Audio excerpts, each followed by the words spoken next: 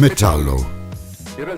Metallo is based on the combination of two apparently different things: steel and wallpaper. Steel is a product that is traditionally used to build bridges or worktops. But as concepts and trends have developed, it has come to be used in interior design too. Wallpaper, on the other hand, was fashionable in the 1980s.